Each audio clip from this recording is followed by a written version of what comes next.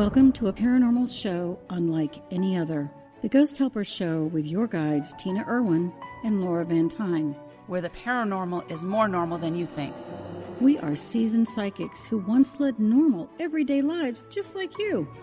Until the paranormal world refused to be ignored any longer. We have listened to countless dead tell their stories, and we are sharing that knowledge with you. Join us each week as we take a piece of the paranormal and explain how it works using true ghost stories, the tales that the dead have told us. Our intention is to offer new insights and understandings of the paranormal pandemonium which surrounds that mystical fourth dimension and how it impacts our normal everyday lives. The Ghost Helper Show with Laura and Tina, teaching the living to help the dead, starts now.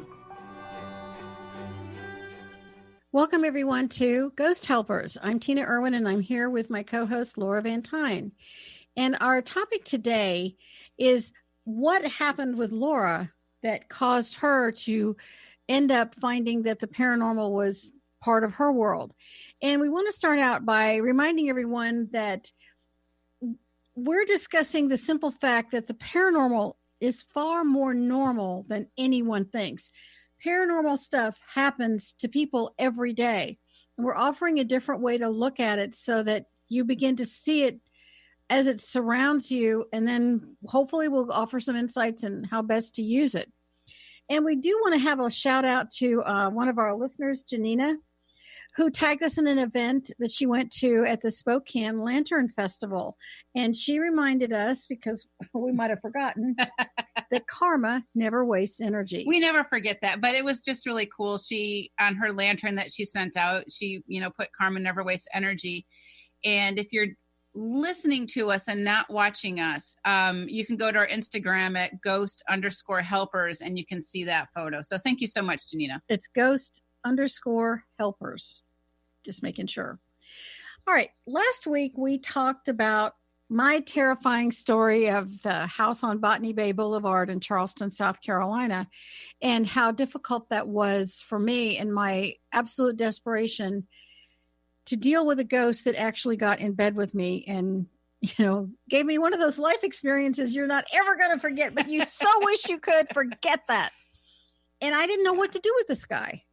And nothing I tried worked. And I've spent a large part of my life figuring out how to cross over the dead. And finally, we figured it out. And that's why one of our goals with this show is to help others, which is why we are always teaching the living how to help the dead. So this week, we're going to turn this around and talk about Laura's experiences and why, we say that we're seasoned psychics. Well, we always say we have this PhD from the School of Hard Knocks because, we didn't get to the goddess part or the priestess part. We're just really ordinary people that got hit over the head by a cosmic 2x4 with these unusual things. And, one of the things I want, before we start into the story, I want to discuss is the term spirit, because we hear this a lot. And when I was looking for help, especially in the beginning, I had so many people say, follow spirit.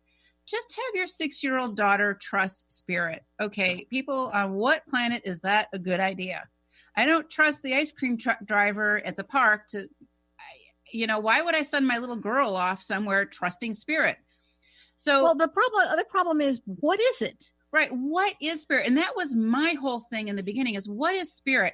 Because we have ghosts, we have angels, we have dark entities and a myriad of things. So that's why we don't use the word spirit. And Kat, there's a graphic there, if you don't mind popping that up. And if you want to see this graphic, it explains why we don't use the word spirit. And I'll also, after the show, post that on the Ghost Helpers, ghost_helpers. Is that the spiritual zoo one? It's the spiritual zoo. Yeah. It's a spiritual zoo. It's a spiritual zoo. You go to the zoo and you say, hey, look at that mammal, right? Okay, well, I've got, lions and cheetahs and tigers, and I've got some meerkats. Some of those things can hurt me and some of them can't, don't, or won't. So that's why we don't use the word spirit. There are you wouldn't willingly kiss a rattlesnake on the lips, Right. Yeah. So knowing what it is that we're dealing with gives us our power back. If I were to say, Tina, just trust spirit. If you're talking to someone, how do you know who or what that thing is? when you blindly trust something you can't see, you don't really know what it is, and you're not sure who you're hearing, you basically handed off your personal power to this unseen, unknown force. And what we're going to talk about today is it's what happens as a parent when you wake up one morning and an astonishing thing has happened and you're not sure what to do about it. And let's talk about this new show called Psychic Kids. Okay, so years ago, there was a show called Psychic Kids, and they just did a reboot of it. So now you've got these kids that are now adults or teenagers helping other little kids deal with other psychic kids. But honestly, Tina, I could only watch a few minutes because it was so terrifying to me. What I saw was this older kid leading a younger kid who is psychic and forcing them to talk to spirit. The kid didn't want to. Kid's terrified. How is that helping the kid? So, and also you're not crossing over that soul. So that soul now becomes a part of this family's life. And that is dangerous on so many levels. If it is a soul. If it is a soul. And that's another point. You don't know whether or not it's a soul.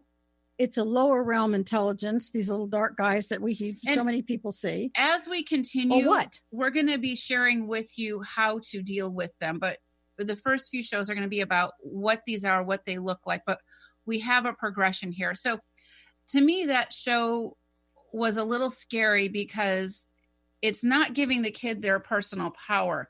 It's not saying, here's how you cross over that soul. If it is a soul, because a lot of times in that room, there's shapeshifters, and I don't want to scare everybody away from us so soon in the game here, but it's a reality. That's why we don't use the word spirit. So anyways, I look back at my life about 10 years ago when my daughter was about 6 or so, and she could see and talk to all kinds of things that at the time I couldn't see.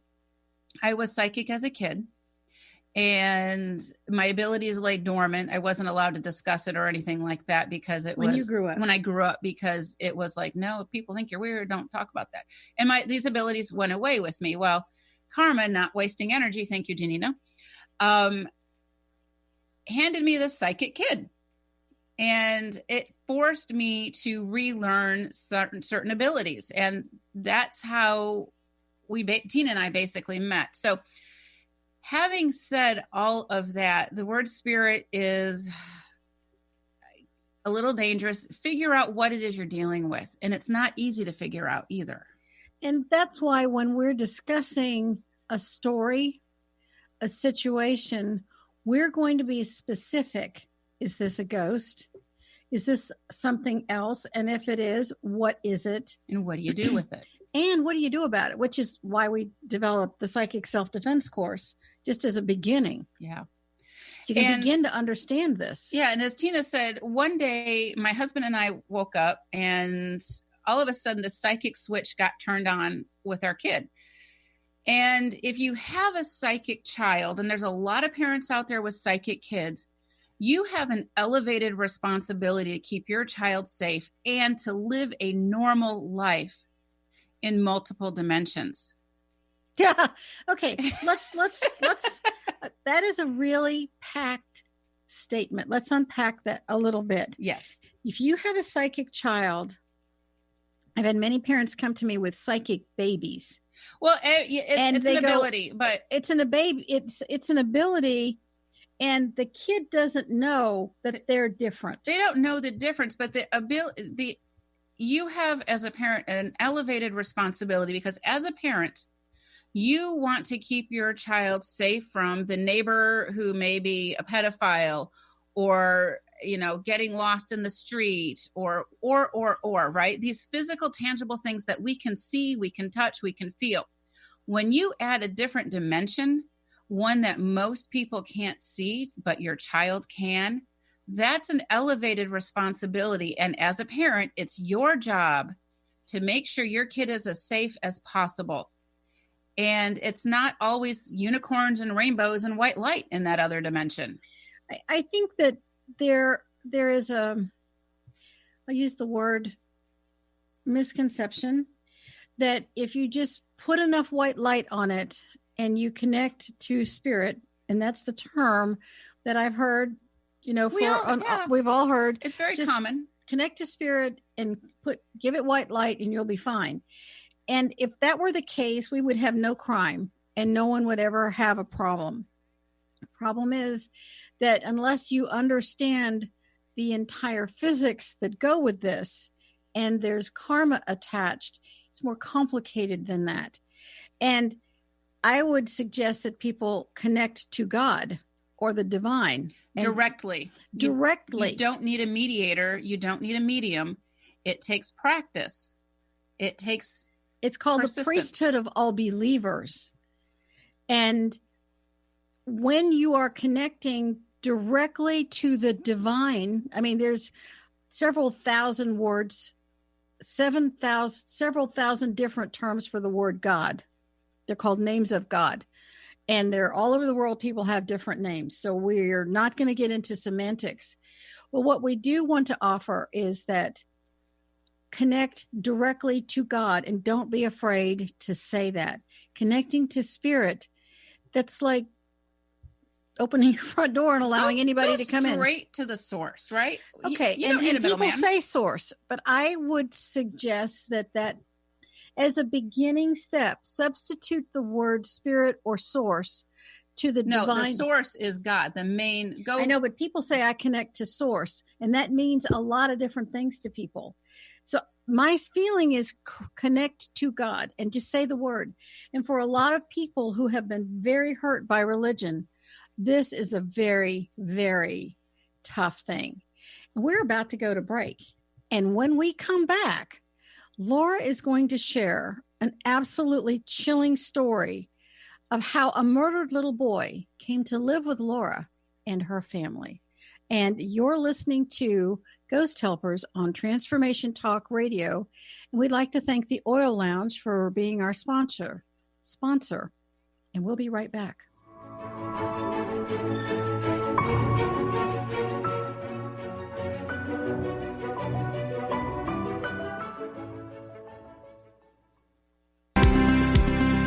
Sometimes being human has its challenges.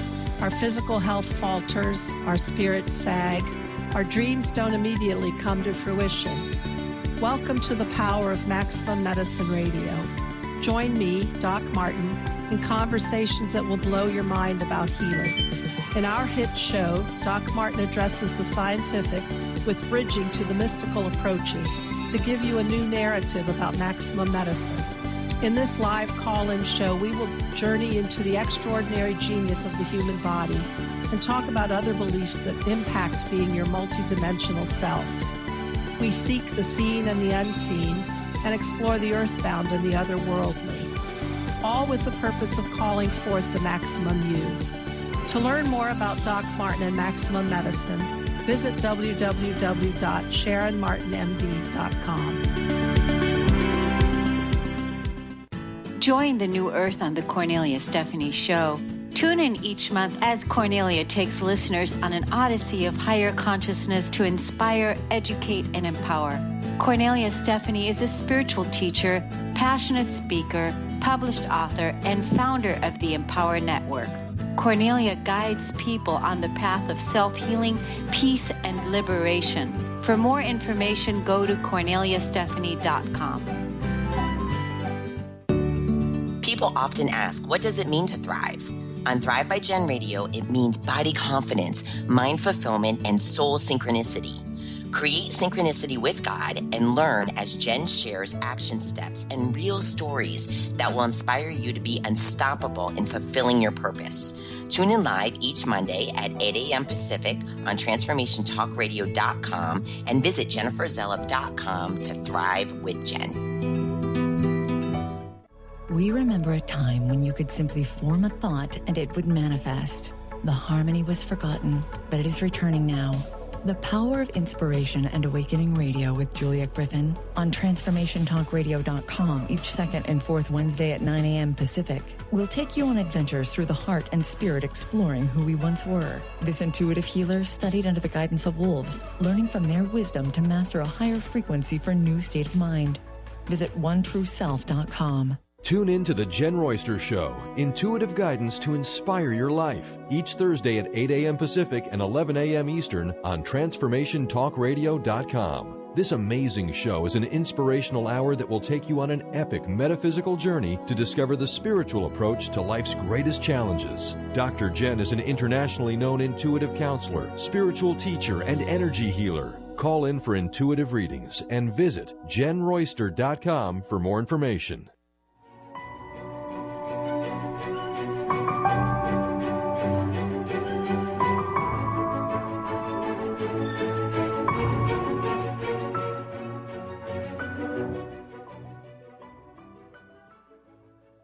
Welcome back, everyone, to Ghost Helpers. I'm Tina Irwin, and my co-host Laura Van Tyne is going to be sharing an amazing story that I think you're going to really want to listen to. And this story is about how a ghost can travel and what they go through. And just because somebody's dead doesn't mean that they've lost their personality. It's the only thing we take with us. We don't take our 401ks with us. We don't take our jewelry with us. We take the essence of who we are, who we have always been with us. That's absolutely true for whether you're an adult or a child. And one day, my daughter and I were at home, we're alone, and we're watching some feel-good show about like refurbishing a school, like some poor school's getting refurbished and whatever. And a commercial comes on, and it's a Dateline NBC promo about a little boy who vanishes from Portland. And this is about 10 years ago, I think. And How old was your daughter at the time? She's about 6 or so, maybe 7. Okay. And, you know, she looked at me, she goes, "Oh my God, that's terrible, Mom." And then all of a sudden, my daughter's eyes get really big like saucers. She goes, "He's here." And I'm like, "Who's here?" Because it's me, my daughter, the cat, the dog, the rabbit. And she says, "He's here. That little boy is here." And I can't see him at the time, so I'm asking her questions because I am really concerned about keeping her safe. I don't know what this means. This is really early on in this psychic journey.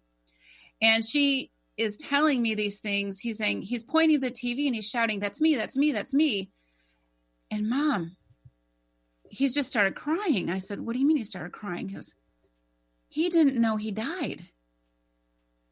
And the conversation I'm going to be telling you is through her eyes. And she says, "He didn't know he died." And now he's crying and he's really sad. And he says, "My body's not in the lake. It's not in the lake." And he's screaming that it's not in the lake because that's what this, promo was saying, that they're going to look at a lake and this and that.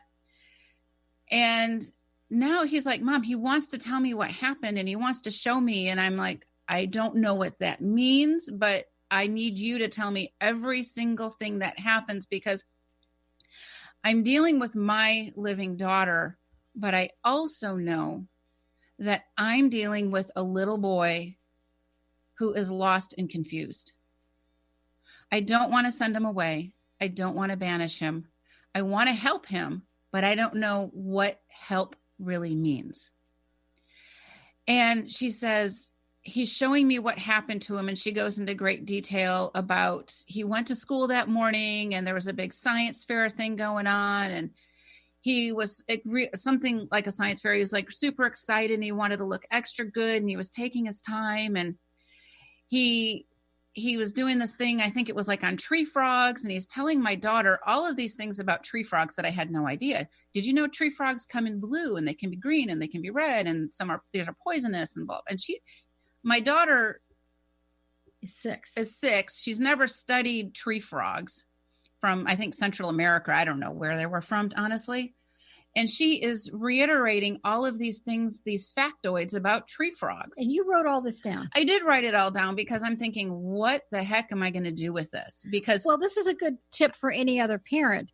You were really smart to write it down. So keep going. I wrote everything down that was happening to us because I needed guidance, but I didn't know what kind of guidance. And this is before the internet is what it is today. So you couldn't really, it wasn't as searchable, which is a good thing, bad thing, because there's a lot of misinformation on the internet too. So I just wrote everything down, and I wrote down his story. And, you know, he went to school, and then the person who took him to school, or somebody came to him, and they got into an argument because he was taking so long. And this person says, you know, I'm so sorry. I drop off your stuff at school and come back out, and I'm going to go take you for ice cream. Now, you and I know that there's probably not an ice cream store open, but a 7-year-old, I don't know exactly how old he was at the time. Let's call him 7, doesn't really comprehend that, you know, maybe there's no ice cream store open. And he told you who this person was. He did tell me who this person was. And he gets in the car with this person, and she gets angry with him, and he's like, and I was so confused. I thought we were going to get ice cream, and I thought she wasn't mad at me anymore. And then she took my glasses off, and I couldn't see where I was going. And we just drove for a really, really long time. And he's like crying and crying and crying. And my daughter, my heart's breaking for both of these kids, because at the same time, I cannot protect my 6-year-old daughter from the horror that she is about to hear. So what is the greater good? To let this boy suffer in silence. If I was as psychic that time as I am now, I would have sidelined my daughter. I would have talked to him directly. Or if you'd have known me, we could have helped each other. Right. Yeah, exactly. But because I didn't, I had no assistance. I had to use my daughter for better or for worse. But I also thought I can counsel my daughter. I can help her understand these events. This little boy needs help, and I don't know what to do for him. And then this person gets him out of the car, and my daughter is just sobbing. She said, Mom, he got shot in the stomach and he's bleeding, and he says it hurts, and I don't know what to do. And she's just going on and on and on. And I said, I'm like, because I have no idea what to do either. I said, okay, all right, so tell me what he sees. And he said, he shows, you know, he tells her what she sees, what he sees. And I said, okay, to this little boy, I said, you're done with this moment. I need you to snap back to this living room. And it was like, you know, he woke up. And so now I have this little boy in my house who misses his mommy. And now, for the first time in months, he's understanding why, when he talks to his mommy, she can't hear him. Isn't that just break your heart? I'm trying not to cry and tear up while I'm telling this story. And he said, he was telling me, he's like, I would hug her and I would yell at her, I'm here, I'm here, I'm here. And my mommy's always crying, and she doesn't know what to do. And I would run up and down the stairs really, really hard. And she never heard me, and I didn't know why. And I am just like, I am so sorry. I am so sorry. And when you're experiencing that, there's a part of you that has a natural tendency to want to fall over the waterfall with this child.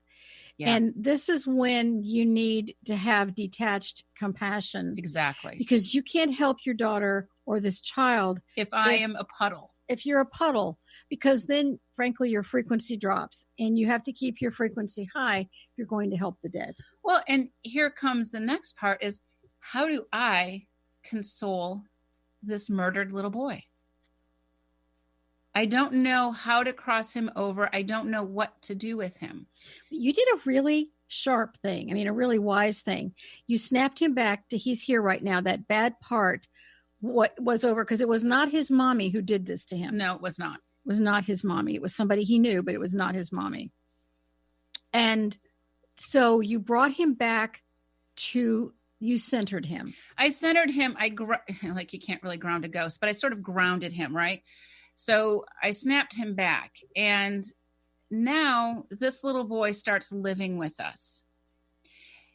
And it made me realize, when we talk about children who have imaginary friends, what is an imaginary friend really? I think that I remember being 2 years old and having an imaginary friend. Yeah. I remember it very, very clearly. And I could see her, but when we moved, she didn't come with us. And that was a really big deal because I missed her, but she was stuck in the house we were living in at the time. Yeah. And imaginary friends usually are ghost children. Right. Can also be a ghost animal sometimes. You don't really have that many ghost animals, but It can be. It can be, especially as a family pet. You can have a ghost child, and that happens all the time. And, Kat and Benny, I'm going to interrupt here. Do you mind if we skip this break? So how do you console a ghost is the big question. And also, what was happening is that sometimes this little boy would be in my house and sometimes he wouldn't be. And he would go back to his mom's house. Because a ghost can travel with the speed of thought. Yes. So he would go back and forth. And now my daughter has this not so imaginary friend. And I was concerned about my daughter because I want her to live a normal life, as we all do. But now she has this new best friend who's a ghost. And I'm under strict, I'm telling her, you do not discuss this with anyone for so many reasons. I'm a public school teacher at the time. Yeah, that would not be cool. I don't need Child Protective Services knocking on my door. Thank you. And so now this little boy is living with us and he's commuting basically 1,000 miles north of us to his home in Portland with his mom. And he's trying to communicate with his mom. And it's not working. And she's crying and she's upset. And of course she's upset. What mom wouldn't be? You don't know where your little boy is. Is it better? Well, they hadn't found, to this day, they haven't found his body. And as a parent, that's, I think, our biggest nightmare is it better to know that he has died or that he's still missing?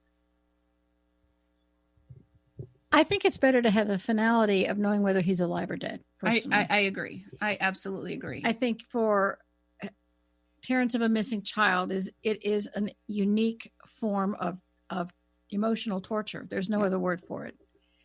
And in your situation, you were very wise to counsel your daughter not to discuss this for many reasons. Yeah. And so this little boy comes into our house, and I could always tell when he was in our house because they would start playing. And apparently this little boy was just fun and funny. And my daughter thought he was a riot, and they had so much fun together playing. And my daughter would be in her room and I would hear her talking and laughing like, a living mortal friend was in her room. Right. Mm-hmm. But it's only a one-sided conversation I'm hearing at the time. You're not the only parent who hears that either. No. And so with this, we're talking about how this little kid, what do I do with him? And he's just adorable. Could you not love him? I mean, he is just adorable. And, according to because I'm asking my daughter, I'm like, well, the things he was saying was just adorable. And it seems like he was just a high energy soul full of light and life. And I'm struggling with this at the same time because, if my daughter comes home with some friends and this little boy comes over, he wants to play with all the children. Well, did any other children see him? No. Okay. No. And, they would be in our pool playing and they would be, doing all kinds of things together. And it's really fully not healthy for the child dealing with the dead all the time. Because with this little boy also came a lot of other souls. But this one was a playmate. He kind of opened the door. He kind of opened the door. And what was really heartbreaking one day was simply that he asked my daughter if he could go to school with her. Because he missed going to school. He never got to present his tree frog stories. And so my daughter says, Mom, can he go to school with me today? And I'm thinking, it's not like I can stop him. right? But he was very obedient, and, he would listen to me like a living mortal child. It's like, it's time for her to go to bed because ghosts don't need to sleep. Right. You can't wake the dead. They're there. Yeah. I said, she needs to go to sleep now. She has school the next day. And he's like, okay, this is, again, a third party conversation. And he would leave. And I think that in the nights he would go to his home is what would happen. And he would go back into his bed. And, he would always come back probably about once a day. And it seemed like it was in the mornings, crying and upset because his mommy missed him and he didn't know what to do for her. That's gotta be, it's a torture. It is. The child is tortured. The parent is tortured because no one really knows at the time knew how to cross over a child, an adult, whoever it was. And so you really needed to know what to do.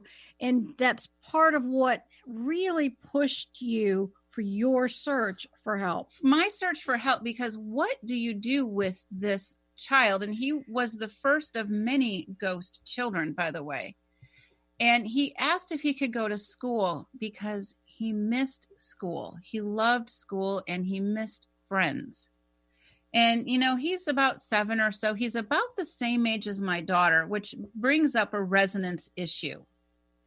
And she had things in common with this little boy, and they travel at the speed of thought. So as his commercial aired and we discussed him, that's when he pops in. Because your daughter had a light around her that for whatever the reason, and there may have been something about your daughter that was the same resonance, happy-go-lucky kid, loved his mom. You don't know what the actual resonance issue is, but there can be one, which is why that ghost is attracted to that particular person, child, whatever. Yeah. And that makes a big difference. That's why a ghost will pick this person, but not that person. That's a really good point. And it's a resonance issue. And now the other resonance issue that I was concerned about at the time is my daughter is being surrounded by death. Think about that. That would be really tough. She's surrounded by death. She's in resonance with death. It's not that I'm not angry or upset at this little boy. I just don't know what to do with him. And he lived with us, I want to say, for almost a year on and off. And he ended up, back to the whole, Mommy, he asked me if he can go to school with me. And I'm like, yeah, just try not to, talk to him, and I'm talking to him and he can hear me talk, by the way. I said, you can't have conversations with her. No one knows what she can do, and it needs to be that way. You can understand that, right? And so I'm having this very unusual conversation with this little boy. And I said, and you understand that you're dead, that you don't have a physical body, but her classmates don't know that. Exactly. Yeah. There's another element I want to point out here. I want to go back to the moment he told you that this woman shot him in the stomach. Mm-hmm. And the trauma for your daughter at 6 to see and experience that. And this is why. And my daughter, by the way, felt the pain of that bullet. Oh, wow. And I had to pull her out of that. And that was a scary thing too. Yes. But again, you were sharp enough and you had the wherewithal to quickly pull her out of it. You didn't wallow in the pain of that moment. And this is why Laura and I are very adamant when we hear someone say, oh, so-and-so is such a gifted psychic. If you Trust think me, it's no gift. if you think what Laura's daughter experienced was a gift, I think we need to redefine the word. And I know a lot of psychics, especially in the New Age movement, believe that that's a correct term, but we would like to offer a different view. It is an ability. She woke up one morning. She didn't get to go to a toy store to pick it out. This wasn't a gift anyone wants to see. And you certainly didn't give your daughter the gift of experiencing a child having been murdered and shot in the stomach. That is not a gift. It's an ability. And parents have to learn, what do you do in such a situation?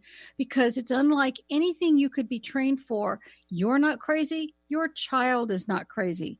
It's not a gift. It's a challenge on every conceivable level.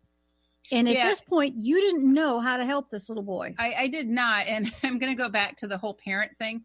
You know, when we're having kids and you read all these baby books, like what to expect when, right? What to expect when you're expecting, what to expect the toddler years.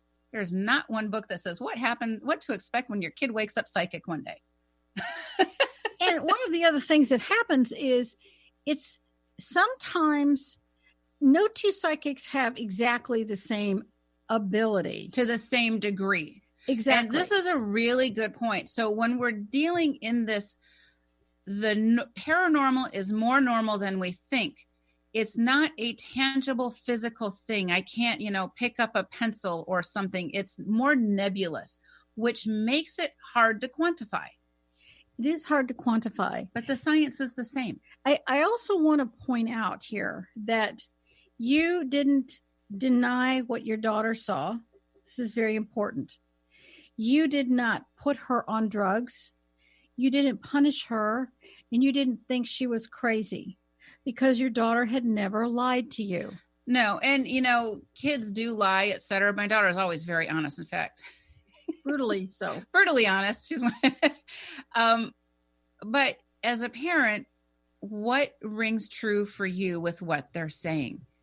And I could never have predicted that a commercial about a murder from 1,000 miles away would bring this little boy into our lives.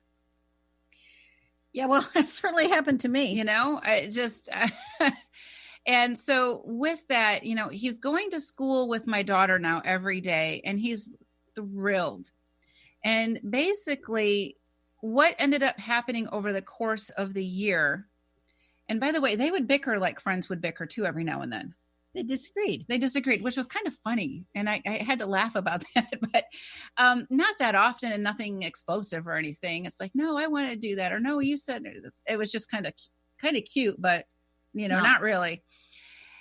And he goes to school with my daughter every day. And at night he goes to his mom's house and he's running up and down the stairs still. He's trying everything he can do to get her to hear him, to notice him, to say, I'm okay, but he's not okay at the same time. There's another sort of a different point here. A lot of people may be thinking that, why didn't you just call the mom or the news station and tell them everything you knew and talk to the mom and tell him what he's saying? And I would like to point out that works beautifully on television if you're wearing sexy clothes and you have long brown hair. But if you're an ordinary person and you have a very this was an incredibly sensational story in Portland 10 years ago. When you have a situation like that, people view a psychic calling and saying, I have this information, as crackpot, cruel, charlatan, and opportunist. And it is not viewed well. It's viewed as cruel. I did call the Portland Police Department. Okay. And the first thing when I called the Portland Police Department, because I'm like, what do I do with this? First of all, I can't say my daughter, we have him living with us. I can't say that my daughter talks to I can't go there. I have to protect my, and so I called the Portland Police Department with the anticipation. I have some information that's from a psychic ability. Mail came on. It said that you are calling about this case and you are psychic. Do not leave a message. There you go. I tried. If I were a parent, I would be moving heaven and earth to find out. But this begs another point. How do you know what psychic to trust? Exactly. And I'm sure that they were getting many calls and they turned them all off. And so in Ghost Stories from the Ghost Point of View, book 3, there's a story about this. It's a very, very interesting story about what do you do if you're psychic and how do you leave a really valuable tip. And maybe that might help someone else. Maybe it might help a police department. I don't know. But in your case, every time I've tried to talk to the police, it's like, oh my God, you're psychic. Leave me alone. You're a crackpot. You wear aluminum foil on your head. Well, and it's hard to know what's the real deal. I understand the police point of view. I get it completely. And so that's why it's better to help the dead, which will in turn help the living. It's up to the police department to figure out how to solve the crime.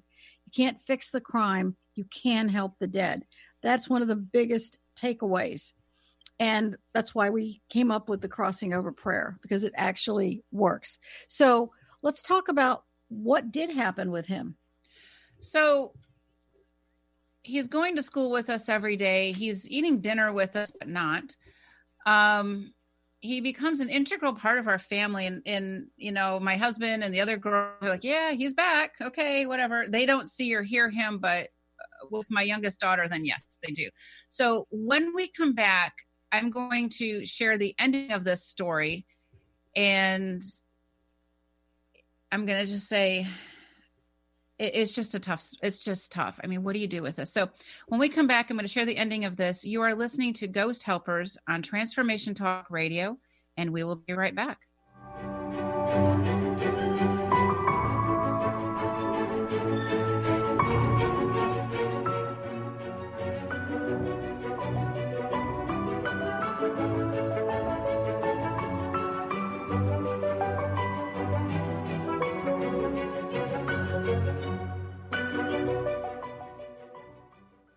How would you like increased health and vitality? How would you like to avoid the onset of disease as well as slow the aging process? This is all possible through a simple, safe, and natural process. Every day we are either moving toward wellness or away from wellness. Hi, I'm Mary Jane Mack. I'd like to be your partner in achieving optimal health. Contact me now at maryjanemack.com or call 425-392-0659. Visit maryjanemack.com. Dream on, fly high, and live adventurously on The Laura Meeks Show. Tune in each month on Transformation Talk Radio as host Laura Meeks guides you in finding your unique gifts and bringing them to life. As a certified life coach, speaker, and veteran bomber pilot for the U.S. Air Force, Laura knows how to follow a dream. She is ready to support you so you can dream on, fly high, and live adventurously. For more information on Laura and her work, visit flyhighliving.com. Tune in to Lucid Planet Radio with Dr. Kelly Neff. This hit show will illuminate your senses and empower you beyond your daily stressors and hardships. Renowned psychologist and author Dr. Kelly will captivate you with far-reaching topics and amazing guests as you wake to the greatest version of yourself. Learn to tap into your intuitions, think critically about our world, heal emotional and psychological wounds, and follow your passions to live your dreams. The Lucid Planet. Welcome home. Visit lucidplanetradio.com for more information. Do you know how powerful your thoughts and beliefs are in determining your experience of your life? Is it really true that simply by changing some of the words you use in your day-to-day language, that you can change your life? I'm Megan Edge. Join me on Playing on the Edge, Radical Change with Ease, with my co-host Dr. Pat on Transformation Talk Radio. I look forward to seeing you there. To find out more about Megan Edge, visit her website at meganedge.ca. Are you willing to challenge everything you've been taught about life and death? Join Angie Corbett-Kuiper on her hit show Beyond Grief Radio, redefining loss and grief as Angie shares through choice, present moment awareness, and keeping an open mind that creating anything is possible, even in death. Tune in every Wednesday at 12 p.m. Pacific on TransformationTalkRadio.com. For more information or to listen to past shows, visit AngieCorbettKuiper.com. It's time to get your life back on Burn Bright Today with Jennifer Marcinelli. Tune in each month on TransformationTalkRadio.com. Learn to move from the darkness of burning out to the light of burning bright. Jennifer is redefining stress and the energetic causes of burnout, shining a light on process to get your life back. For more information about Jennifer and her work, Visit burnbrighttoday.com.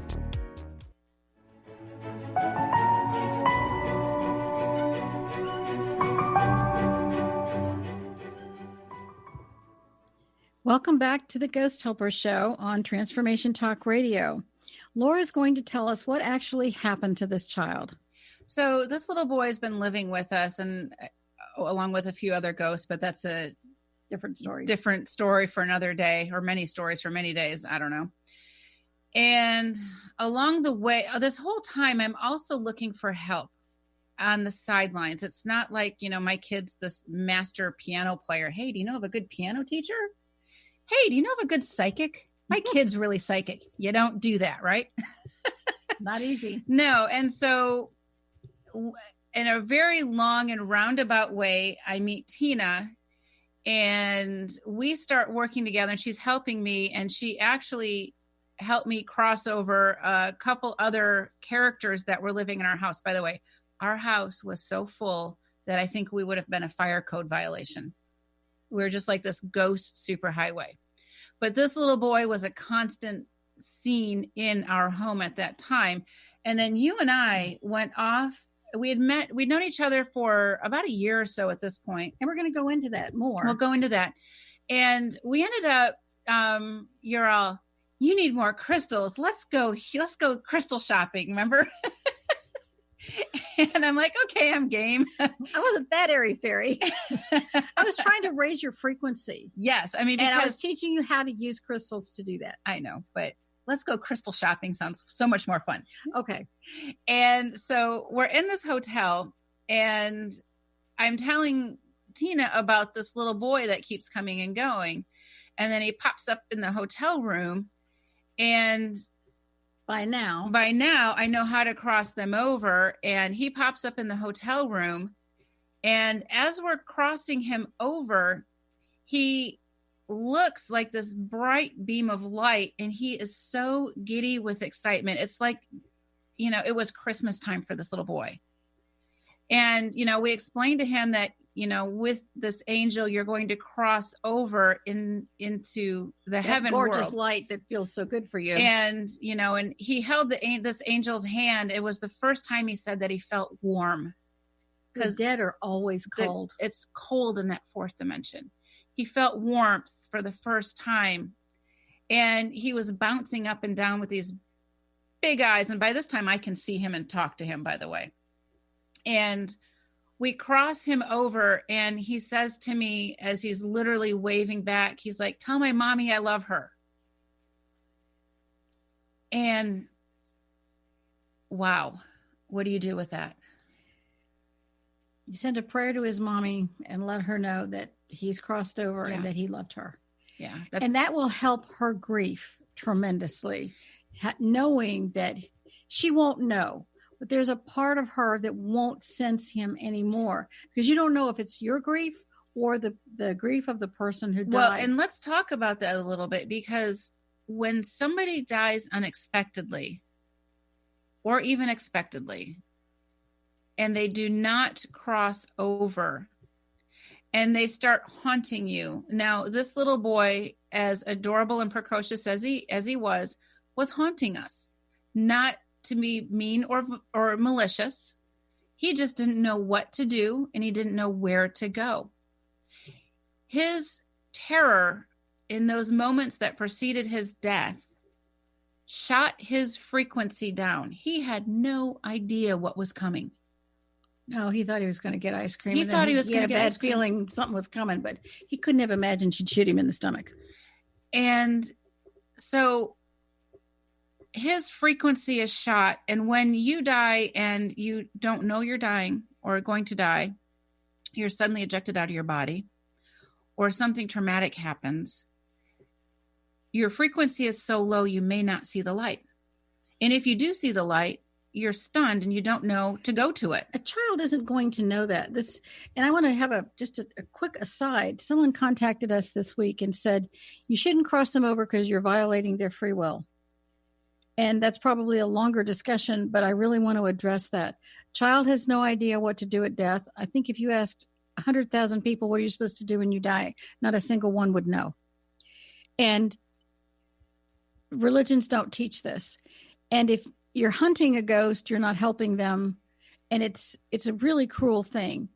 And when you learned how to do this yourself, you were completely empowered, which is our goal, is to teach the living to help the dead. That's why we have the crossing over prayer. And, you mentioned something that I want to kind of capitalize on. If this were your little boy, would you want a team of ghost hunters helping them? Or would you want to hunting them?